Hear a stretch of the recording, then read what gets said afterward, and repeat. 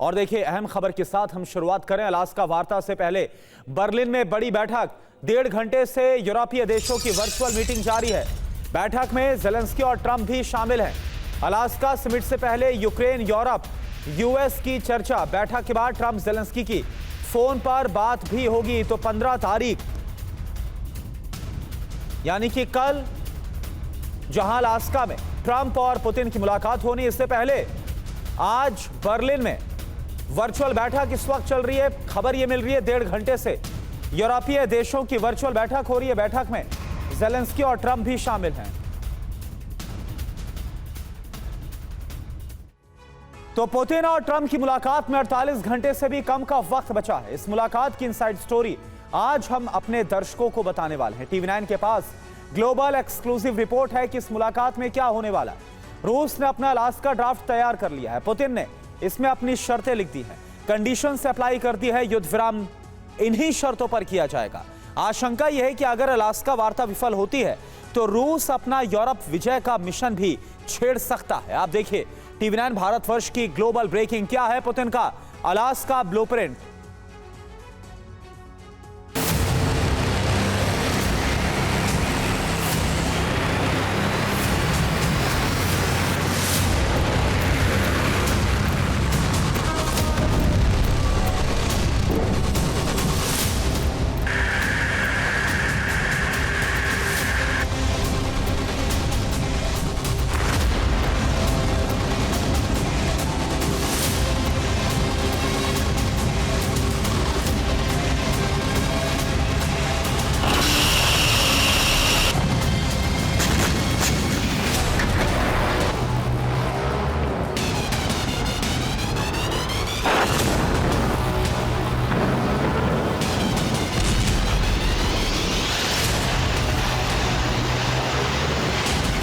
Putin का Alaska blueprint world exclusive.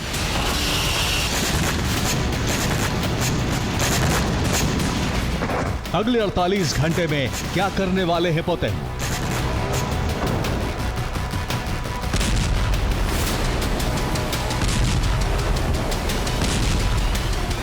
World war 2 के बाद सबसे बड़ा रूसी ऑपरेशन।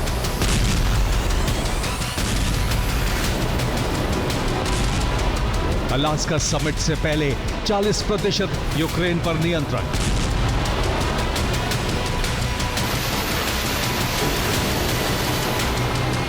एक तरफ अलास्का के एंकरेज शहर में ट्रंप और पुतिन के बीच वार्ता की तैयारी की जा रही है और दूसरी ओर पुतिन ने रूसी सेना का ऑपरेशन यूक्रेन कब्जा तेज कर दिया है। दूसरे विश्व युद्ध के बाद यह सबसे बड़ा रूसी ग्राउंड ऑपरेशन है। बीते 24 घंटे में रूसी सेना ने यूक्रेन में अपनी विजय गति बहुत तेज कर दी है।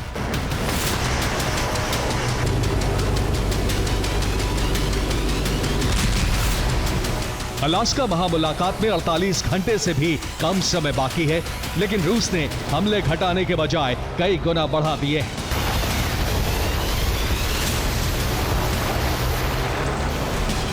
रूसी सेना ने पूर्वी यूक्रेन में ग्राउंड ऑपरेशन का दायरा और सैनिक बढ़ा दिए हैं। 24 घंटे में यूक्रेन के कब्जे वाली कई वर्ग मील जमीन रूस ने जीत ली है।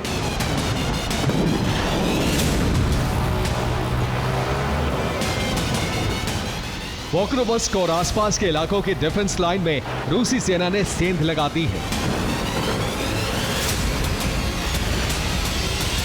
यूक्रेनी कमांडर ने कहा है कि हालात हाथ से निकलते जा रहे हैं। रूसी सेना तेजी से आगे बढ़ रही है और अपनी पकड़ मजबूत कर रही है। रूसी फौज हर दिन 11 वर्ग किलोमीटर इलाके पर कब्जा कर रही है।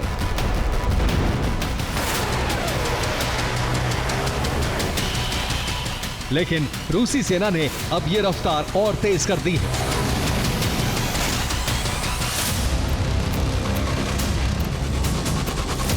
रूस का प्लान है कि ट्रंप पुतिन की मुलाकात से पहले डोनेट्स्क के उन इलाकों पर कब्जा कर लिया जाए जहां आज भी यूक्रेनी सेना के मजबूत गढ़ हैं।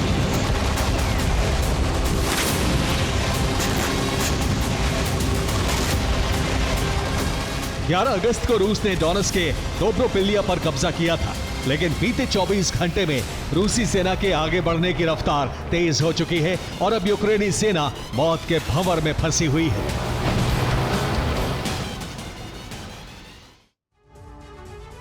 11 अगस्त को रूसी सेना ने डोनेट्स्क के दोब्रोपिल्लिया पर कब्जा किया और अब बीते 24 घंटे में शहर से आगे 24 किलोमीटर से ज्यादा इलाके पर कब्जा कर लिया है।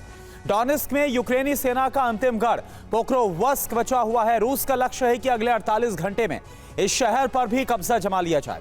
रूसी सेना ने पोक्रोवस्क को 3 तरफ से घेर लिया है। यह शहर अब यूक्रेनी सेना के लिए मौत का कुआं बन गया है। दोब्रोपिल्लिया से गुजरने वाले हाईवे पर रूस का कब्जा है और पोक्रोवस्क की सप्लाई लाइन कट चुकी है।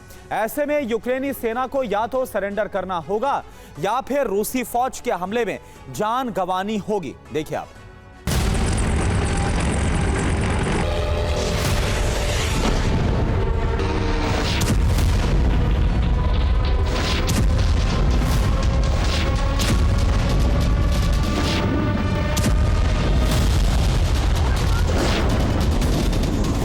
पूर्वी यूक्रेन में रूसी कब्जे का दायरा बढ़ाने के लिए पुतिन ने मोर्चे पर सैनिकों की संख्या बढ़ा दी है।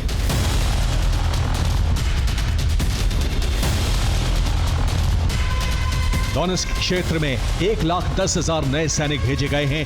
ये पूरी फ्रंट लाइन पर हमले तेज कर रहे हैं।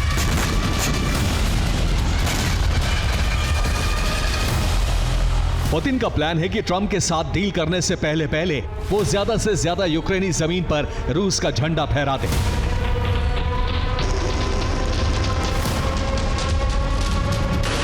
वार्ता की तैयारी हो चुकी है। दोनों देशों के विदेश मंत्रियों ने फोन पर बात भी कर ली है। पुतिन ने यह ब्लूप्रिंट भी तैयार कर लिया है कि सीज फायर के लिए ट्रंप के सामने क्या क्या प्रस्ताव रखे जाएंगे।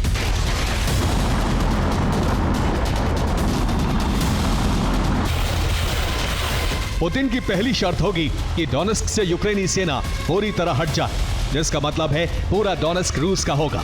इसके बदले में रूसी सेना सूमी, दनीप्रोपेट्रोव्स्क और खार्किव से हट जाएगी। इन क्षेत्रों के अलावा बाकी जगहों पर रूसी सेना मौजूद रहेगी।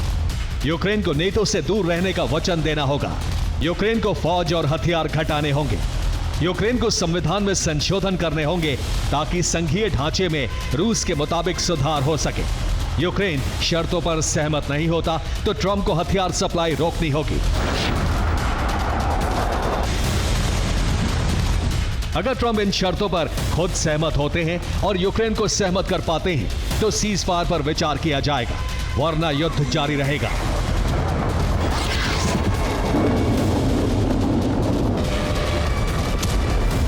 अलास्का ब्लूप्रिंट के साथ साथ पुतिन ने प्लान बी पर काम शुरू कर दिया है। पुतिन ने अपने गठबंधन के देश नॉर्थ कोरिया के सुप्रीम लीडर से भी फोन पर बात की है। 12 अगस्त को पुतिन ने किम जोंग से फोन पर बात की। किम को अलास्का समिट के बारे में जानकारी दी गई। इसके साथ ही कुर्स्क की जंग में नॉर्थ कोरियाई सैनिकों के योगदान पर पुतिन ने किम को धन्यवाद दिया।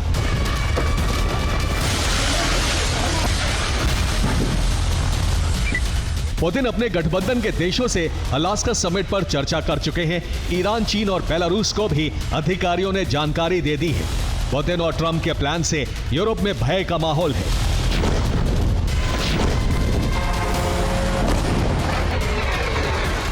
रूस के पड़ोसी देशों को डर है कि पुतिन की शर्तों पर यूक्रेन सीज फायर हुआ तो रूस का टारगेट दूसरे देश बन सकते हैं। इसीलिए रूस के पड़ोसी देशों ने सुरक्षा बंदोबस्त बढ़ाने शुरू कर दिए हैं।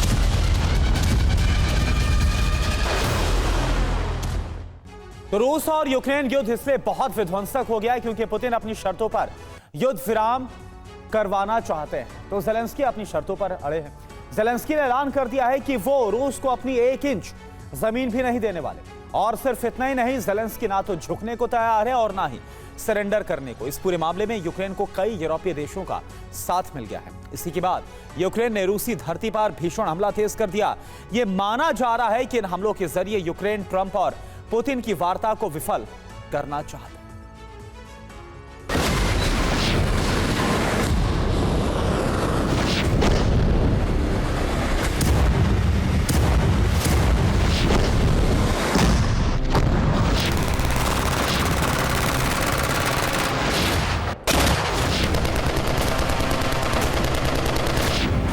युद्ध की ये आग इतनी भड़क गई है कि अब इसे शांत करना नामुमकिन सा लग रहा है।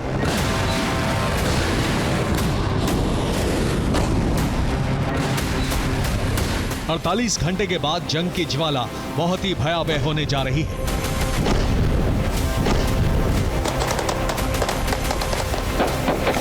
पंद्रह अगस्त के बाद जो कुछ होगा उसकी कल्पना किसी ने भी नहीं की होगी।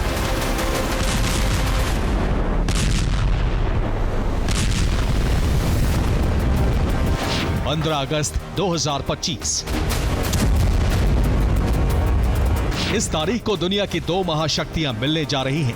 ट्रंप और पुतिन में यह मुलाकात अलास्का में होगी।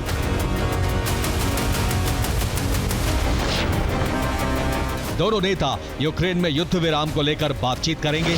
सीज फायर के लिए पुतिन की शर्तें तैयार हैं। रिपोर्ट के मुताबिक ट्रंप रूस की ज्यादातर शर्तें मानने को तैयार हैं, लेकिन ये ज़ेलेंस्की को स्वीकार नहीं। अलास्का में ट्रंप और पुतिन की मुलाकात होने जा रही है। दोनों नेताओं में यह वार्ता यूक्रेन में युद्ध विराम को लेकर होगी। हैरानी की बात यह है कि इसमें ज़ेलेंस्की को शामिल नहीं किया जा रहा है, यानी बिना ज़ेलेंस्की के ट्रंप और पुतिन यूक्रेन का भविष्य तय करने जा रहे हैं। ये बात ना तो ज़ेलेंस्की को स्वीकार है और ना ही यूक्रेन के लोगों को।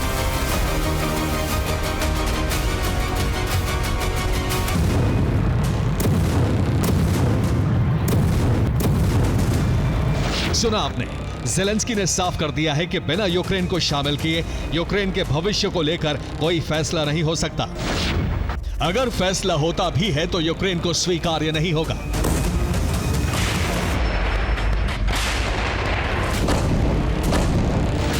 पुतिन की शर्त है कि अगर यूक्रेन डॉनबास यानी लुहांस्क और डोनेस्क प्रांत रूस को दे देता है तो रूस युद्ध विराम के लिए तैयार है। लेकिन ज़ेलेंस्की ने एक बार फिर ऐलान कर दिया है कि वो अपनी 1 इंच जमीन नहीं देंगे।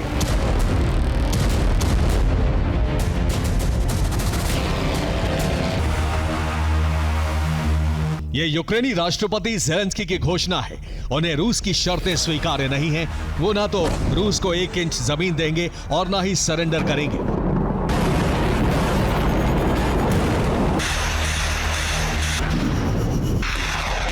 ज़ेलेंस्की का जो रुख है वो जिस तरह से अड़े हुए हैं उससे साफ है कि पुतिन और ट्रंप के बीच अलास्का में जो बातचीत होने जा रही है उसका कोई परिणाम नहीं निकलेगा।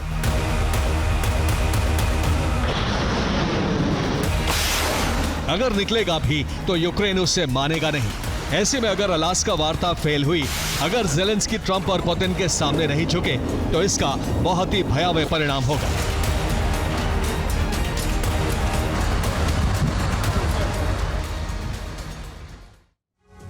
अलास्का में यूक्रेन के हमलों की वजह से पुतिन और ट्रंप की वार्ता अगर फेल हुई तो इसका परिणाम क्या होगा, इसको आप समझिए। दरअसल अमेरिका यूक्रेन युद्ध से खुद को पूरी तरह से अलग कर लेगा। ज़ेलेंस्की से भड़के ट्रंप यूक्रेन को सैन्य मदद रोक देंगे और सिर्फ इतना ही नहीं, ट्रंप नेटो देशों पर भी मदद ना देने का दबाव डालेंगे। यह माना जा रहा है कि अगर ट्रंप नाराज हुए तो रूस को यूक्रेन में भीषण हमले की छूट मिल जाएगी और इसके बाद रूसी सेना की विजय अभियान को लॉन्च कर देगी। भीषण जंग के बाद रूस यूक्रेन के बड़े भूभाग पर कब्जा कर सकता है और सिर्फ इतना ही नहीं, रूस कीव में अपनी कठपुतली सरकार भी बना सकता है। यूक्रेन विजय के बाद पुतिन का यूरोप अभियान भी शुरू हो सकता है। देखिए आप।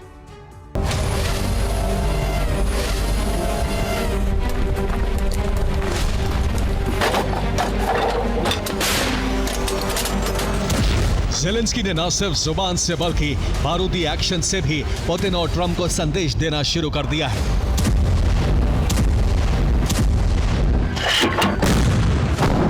कि वो सरेंडर करने वाले नहीं हैं।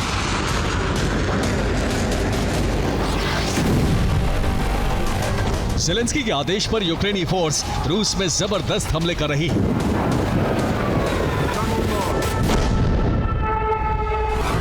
रूस के तातारस्तान में यूक्रेनी फोर्स ने रूस के ड्रोन गोदाम को जला दिया। तातारस्तान में ही यूक्रेन ने रूसी नौसेना के हथियार डिपो को बर्बाद कर दिया।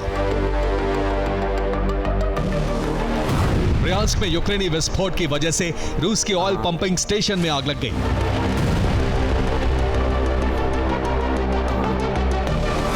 स्टावरोपोल में यूक्रेन ने रूस की हथियार फैक्ट्री को टारगेट किया।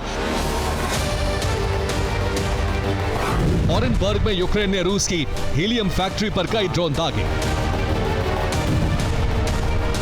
सूमी में यूक्रेन ने MiG-29 से रूसी सेना पर गाइडेड बमों की बरसात की। लुहांस्क में यूक्रेन ने रूसी सेना के लिए हथियार लेकर जा रहे ट्रक को तबाह कर दिया।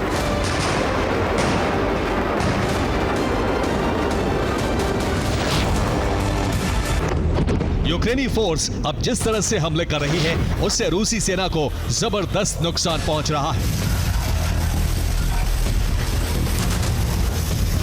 यूक्रेनी रक्षा मंत्रालय के मुताबिक 24 घंटे में रूस के 980 सैनिक मारे जा चुके हैं। इतना ही नहीं, रूस के 5 टैंक, 5 सैन्य वाहन, 26 तोप, 2 MLRS और 1 एयर डिफेंस सिस्टम का खात्मा हो चुका है। ज़ेलेंस्की का दावा है कि अगले 12 घंटे में पुतिन सेना बड़ा हमला करने जा रही है। यह हमला ज़ेपोरिजिया, पोक्रोवस्क और नोवोपाव्लोवस्क फ्रंट पर हो सकता है। ज़ेलेंस्की ने ऐलान किया है कि वार्ता सिर्फ दिखावा है। इसकी आड़ में पुतिन अपने कब्जा अभियान को तेज करने जा रहे हैं। जाहिर है, यूक्रेन साम दाम दंड और भेद की नीति अपनाकर अलास्का वार्ता फेल करने में जुटा है। ज़ेलेंस्की साफ कर चुके हैं कि अगर युद्ध विराम होगा तो वो यूक्रेन की शर्तों पर होगा, वरना नहीं होगा। इसी नीति के तहत युद्ध का मैदान हो या फिर रूस की धरती, दोनों मोर्चों पर यूक्रेन ने अपने हमले तेज कर दिए हैं। Bureau report, TV9 Bharatvarsh. और देखिए, एक अहम खबर आपको बताएं, नोप्रोपेट्रोवस्क में रूस की भीषण बमबारी। फाइटर जेट से गाइडेड बम गिराए गए हैं। यूक्रेन की कई चौकियां इस हमले में तबाह हो गई। तो ये देखिए, जहां एक तरफ कल डोनाल्ड ट्रंप और पुतिन मिलने वाले हैं अलास्का में, और ये बात इसलिए हो रही है ताकि युद्ध को रोका जाए, लेकिन इस बातचीत से पहले ही किस तरह से युद्ध और भीषण हो गया है, तस्वीरें आप देख पा रहे हैं। रूस की तरफ से गाइडेड बम के जरिए निप्रोपेट्रोवस्क में बड़ा हमला हुआ।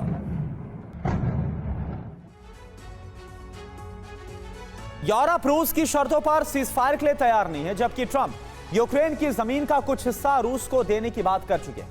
यही वजह है कि यूक्रेन से लेकर यूरोप तक वार्ता से पहले मंथन चल रहा है। ट्रंप भी यूरोप को भरोसे में लेने की कोशिश में है, लेकिन इस बीच रूसी एजेंसियों ने यूक्रेन में बड़ी साजिश का दावा किया। रूसी खुफिया रिपोर्ट्स के मुताबिक ज़ेलेंस्की यूक्रेन में नरसंहार करवा सकते हैं और पुतिन को उसका कसूरवार ठहराकर वार्ता को नाकाम भी करा सकते हैं। इस रिपोर्ट को गंभीरता से इसलिए भी लिया जा रहा है क्योंकि ज़ापोरिज़िया न्यूक्लियर प्लांट में अचानक से आग लग गई और दावा है कि यह यूक्रेन के हमले की वजह से हुआ है।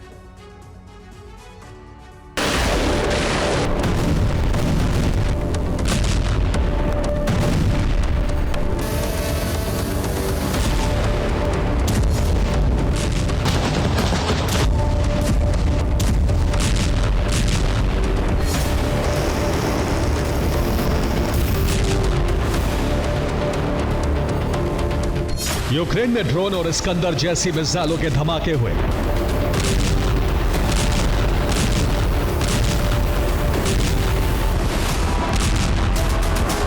लेकिन जब जब ज़ेपोरिज़िया न्यूक्लियर प्लांट से जुड़े हमलों की खबर आती है, दुनिया में खलबली मच जाती है।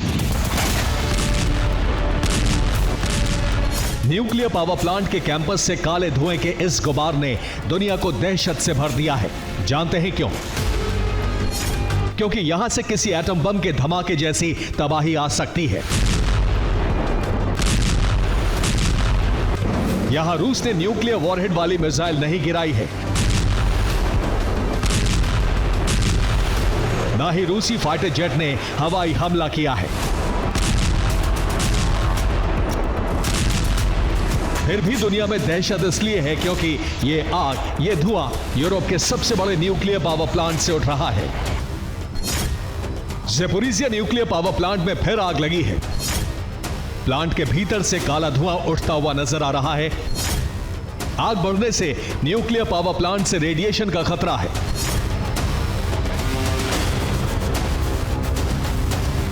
क्रेमलिन में इस वक्त पुतिन ट्रंप की मुलाकात को लेकर तैयारियां चल रही हैं, लेकिन इसी बीच एक सीक्रेट रिपोर्ट पहुंची है जिसके बाद से क्रेमलिन सतर्क है। खुफिया रिपोर्ट के मुताबिक वार्ता को नाकाम करने के लिए ज़ेपोरिज़िया प्लांट पर भीषण हमले किए जा सकते हैं। साथ ही यूक्रेन खुद नरसंहार करवा सकता है ताकि रूस पर गंभीर आरोप लगाया जा सके।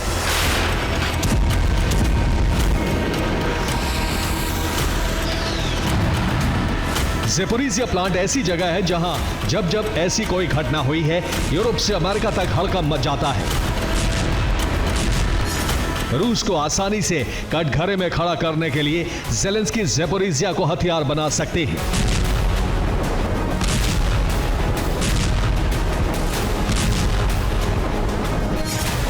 क्योंकि ज़ेपोरिज़िया न्यूक्लियर पावर प्लांट पर रूस के सैनिकों का कब्जा है। रूस के सैनिक न्यूक्लियर पावर प्लांट की सुरक्षा कर रहे हैं। फरवरी 2022 के बाद से पावर प्लांट में रूसी सैनिक मौजूद हैं।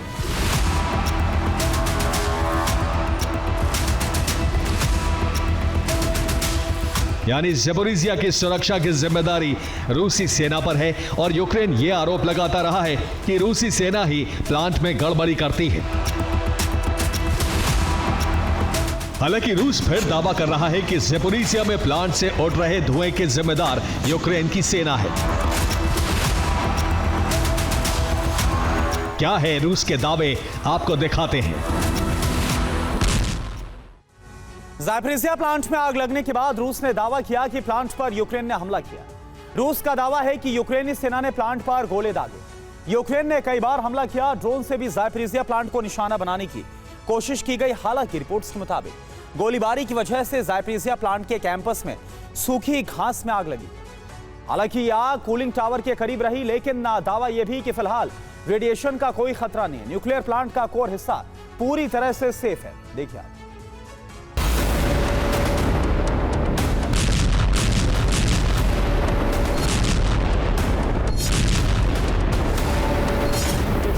हालांकि अब तक IAEA की तरफ से किसी तरह के रेडिएशन की जानकारी नहीं है।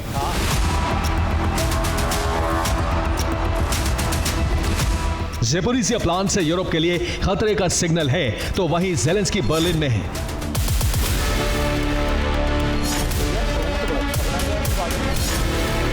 जर्मनी, फ्रांस, ब्रिटेन, इटली जैसे देश यूक्रेन को लेकर फिक्रमंद हैं। पोलैंड, फिनलैंड, नेटो, EU हर जगह से यूक्रेन को समर्थन मिला है। यही वजह है कि वार्ता से पहले वर्चुअल मीटिंग तय की गई। अलास्का वार्ता से पहले यह यूरोप की आखिरी कोशिश है ताकि यूक्रेन का पक्ष भी पुतिन के सामने मजबूती से आए। वर्चुअल मीटिंग से यह संदेश भी है कि पुतिन ऐसी शर्तों के साथ बात करें जिस पर यूक्रेन ही नहीं, यूरोपीय देश भी सहमत हों। अमेरिका की तरफ से भी ज़ेलेंस्की को भरोसे में लेने की कोशिश है, लेकिन क्रेमलिन की खुफिया रिपोर्ट के मुताबिक इन बैठकों के साथ ही बहुत बड़े धमाके का खतरा है। रिपोर्ट के मुताबिक ज़ेलेंस्की रूस को बदनाम करने की कोशिश में है। ज़ेलेंस्की खुद यूक्रेन में तबाही की प्लानिंग कर रहे हैं। ज़ेलेंस्की वार्ता से पहले रूस पर गंभीर आरोप लगा सकते हैं।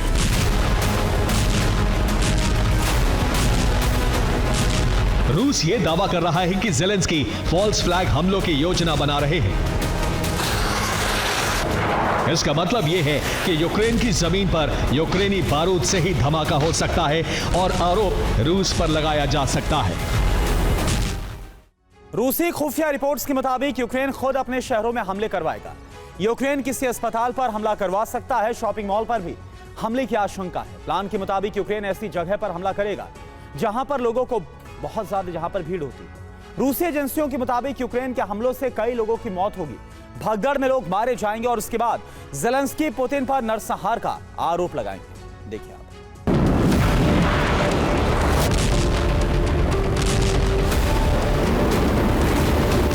रूस को उम्मीद है कि अगले 24 घंटे में यूक्रेन में कोई बहुत बड़ा धमाका होगा जिसमें कई लोगों की मौत होगी। रूस की एजेंसियों ने तो लोकेशन तक की जानकारी क्रेमलिन को भेजी है।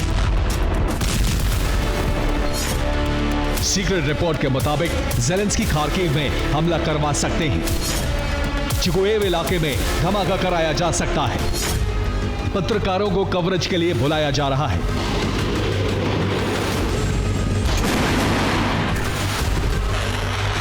रूसी एजेंसियां दावा कर रही हैं कि रूस पर आरोप मढ़ने के लिए यूक्रेनी एजेंसियां पत्रकारों को खार्किव ले जा रही हैं ताकि तबाही की तस्वीरें पूरी दुनिया तक पहुंच सके और पुतिन पर नरसंहार के आरोप बनाए जा सके। ये सब इसलिए हो सकता है क्योंकि जेलेंस्की को अंदाजा हो चुका है कि ट्रंप क्या डील करेंगे। ट्रंप ने कहा था कि यूक्रेन को रूस के कब्जे वाले कुछ इलाके छोड़ने होंगे। उन्होंने यह भी कहा कि जमीन की अदला बदली स्वीकार करनी होगी। हालांकि यह स्पष्ट नहीं है कि पुतिन यूक्रेन को क्या दे सकते हैं। यूरोपीय देश और यूक्रेन को लग रहा है कि पुतिन अनुकूल रियायतें हासिल कर सकते हैं और अपनी शर्तों पर शांति समझौते की रूपरेखा तय कर सकते हैं। यूरोपीय देशों को सबसे ज्यादा डर इस बात का है कि अगर पुतिन यूक्रेन में जीत जाते हैं तो उनकी नजरें यूरोपीय देशों में से किसी एक पर टिक जाएंगी। रूस यूक्रेन की शर्तें मानने पर बाध्य हो।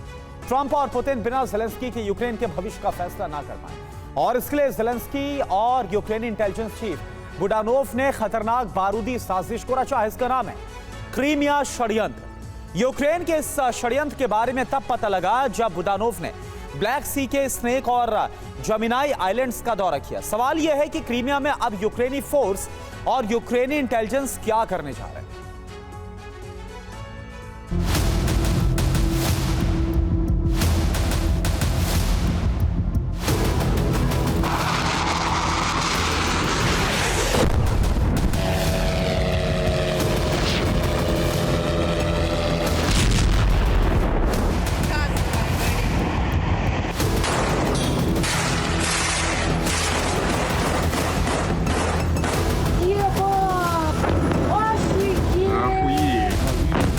युद्ध की आग अब इतनी भयानक होने जा रही है कि इसकी जद में क्रीमिया आने जा रहा है।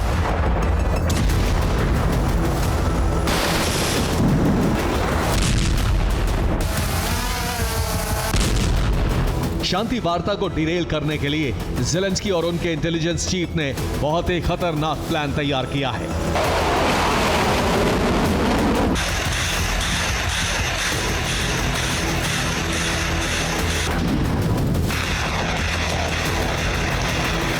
न सिर्फ प्लान तैयार किया गया है बल्कि यह प्लान किसी भी वक्त लॉन्च हो सकता है।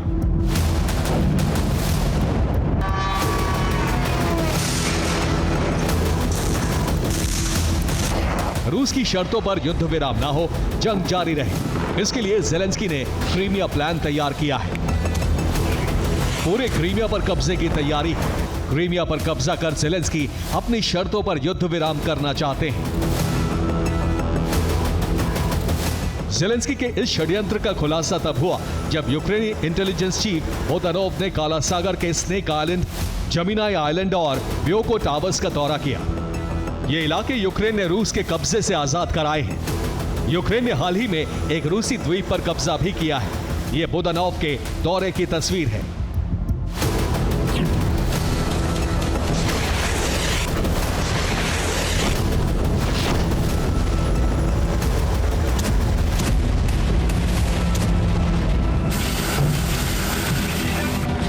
यूक्रेन का प्लान है कि क्रीमिया पर कब्जा करके रूस के साथ सीज फायर वार्ता में अपनी स्थिति मजबूत की जाए।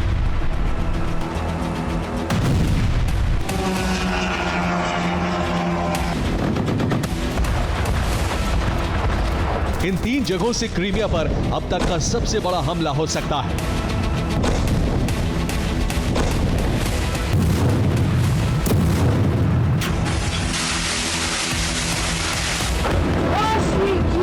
यूक्रेनी फोर्स पिछले 1 हफ्ते से क्रीमिया में हमले कर रही है।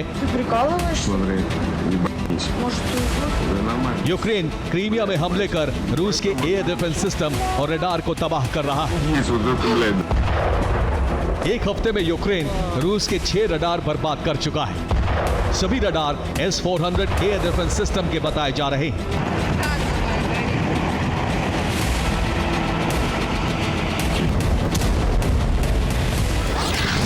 रिपोर्ट के मुताबिक यूक्रेन ने क्रीमिया पर अब तक का सबसे बड़ा हमला करने की रणनीति बनाई है।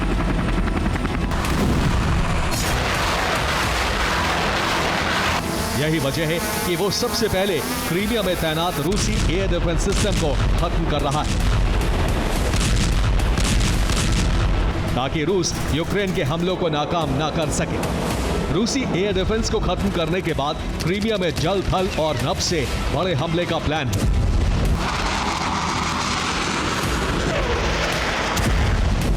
दावा तो यह भी किया जा रहा है कि यूक्रेन क्रीमिया में जमीनी जंग भी छेड़ सकता है।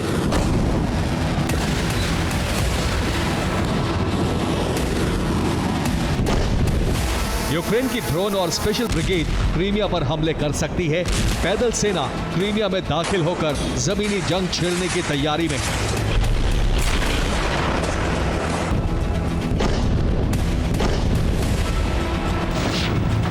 रूसी इंटेलिजेंस एजेंसियों को यूक्रेन के इस षड्यंत्र के बारे में पता चला तो वो हाई अलर्ट हो गई। रूस ने क्रीमिया समेत यूक्रेन के ज़ेपोरिजिया, लुहांस्क, डोनेस्क और खेरसोन में इंटरनेट डाउन कर दिया है, ताकि यूक्रेनी टुकड़ी अपने मुख्यालय से संपर्क न कर पाए।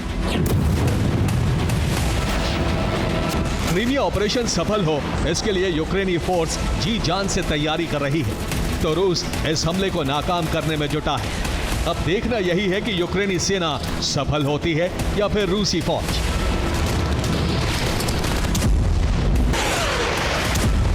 Bureau report, TV9 Bharatvarsh. Iran और गाजा, इन दोनों को लेकर अमेरिका और इजराइल लगातार प्लानिंग कर रहे हैं। इजराइल अब गाजा पर नियंत्रण करने वाला है, तो वहीं माना जा रहा है कि ट्रंप की मदद से गाजा के लोगों को सूडान शिफ्ट करने की तैयारी है। दूसरी तरफ ईरान के न्यूक्लियर मिशन को रोकने के लिए खामनेई का तख्ता पलट करवाया जा सकता है।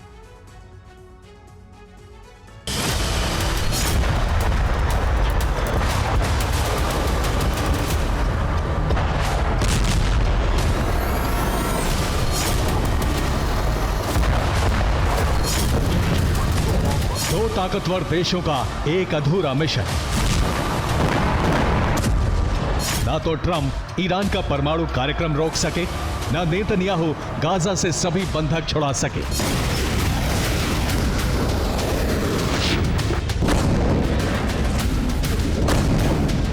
लेकिन ट्रंप और बेंजामिन ने यह मिशन बंद करने की जगह इसे तेजी से आगे बढ़ाने का फैसला किया है, जिसका अंजाम फिर एक महासंग्राम हो सकता है।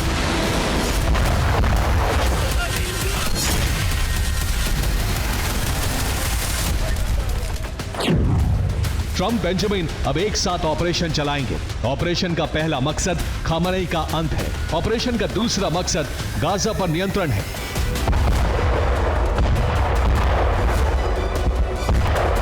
दोनों नेताओं के इस मिशन की शुरुआत हो चुकी है। ट्रंप गाजा के मुद्दे पर बेंजामिन का साथ दे रहे हैं। रिपोर्ट में दावा है कि ट्रंप हथियार देने के साथ ही गाजा के लोगों को बसाने के लिए डील भी करा चुके हैं।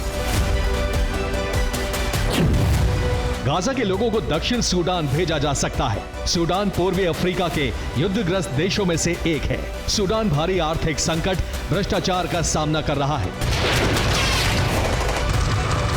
माना जा रहा है कि यह डील ट्रंप ने कराई है। हालांकि अभी बेंजामिन ने कहा कि गाजा के लोग अपनी इच्छा से जाएंगे। लेकिन अरब देशों का दावा है कि इजराइल अमेरिकी मदद से इस काम को जबरन अंजाम देगा।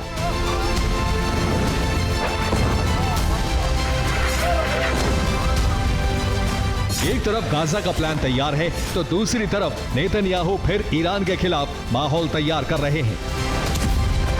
नेतन्याहू ने दावा किया है कि ईरान के पास 400 किलो संवर्धित यूरेनियम है। अमेरिकी हमले में यूरेनियम नष्ट नहीं हो सका। ईरान फिर परमाणु बम बनाने की कोशिश करेगा।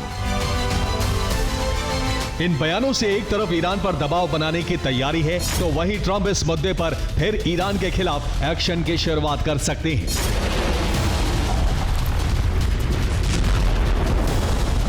माना जा रहा है कि इस बार ईरान के खिलाफ बारूद का इस्तेमाल करने से पहले एक और कोशिश की जाएगी। कोशिश ईरान से खामनेई शासन के अंत की होगी। खामनेई के खिलाफ बगावत को हवा दी जाएगी। खामनेई का तख्ता पलट कराने का प्रयास किया जाएगा। इजराइल को आशंका है कि गाजा ऑपरेशन में ईरान ही सबसे बड़ा अड़ंगा बनेगा, इसलिए ईरान में सत्ता के खिलाफ लोगों को भड़काने की कोशिश शुरू हो गई है। ईरान पर हमले का विकल्प भी बरकरार है। इजराइल लगातार ईरान पर सीक्रेट रिपोर्ट तैयार कर रहा है, जिसके दम पर अमेरिका को भड़काया जा सकता है।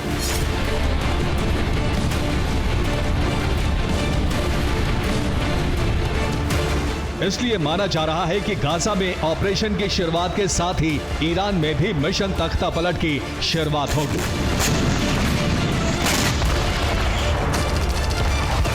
Bureau report, TV9 Bharatvarsh. समंदर में चीन और अमेरिका के बीच तनाव लगातार बढ़ता जा रहा है। हाल ही में अमेरिका ने साउथ चाइना सी में ब्रिटेन और जापान के साथ मिलकर युद्धाभ्यास किया था, जिसके बाद चीन ने अपनी नई परमाणु पनडुब्बी का ट्रेलर रिलीज कर दिया, जो अमेरिका के लिए सीधी धमकी माना जा रहा है। देखिए आप।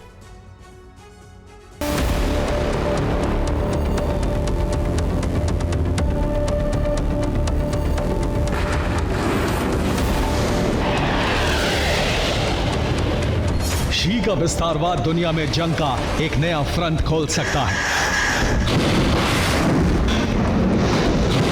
और वो फ्रंट होगा दुनिया के सुपर पावर अमेरिका और चीन के बीच।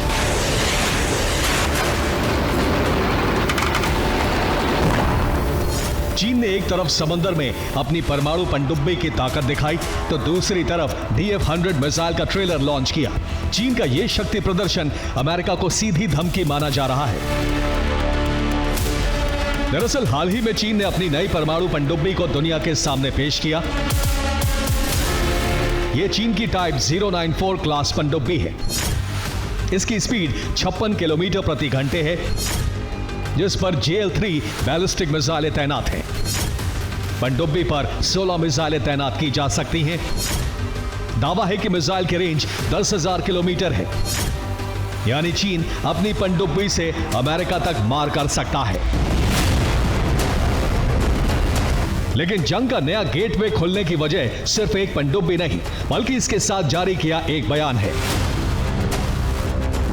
दरअसल परमाणु पनडुब्बी का वीडियो चीन के सरकारी मीडिया ने जारी किया, जिसमें एक चालक दल को कहते सुना गया,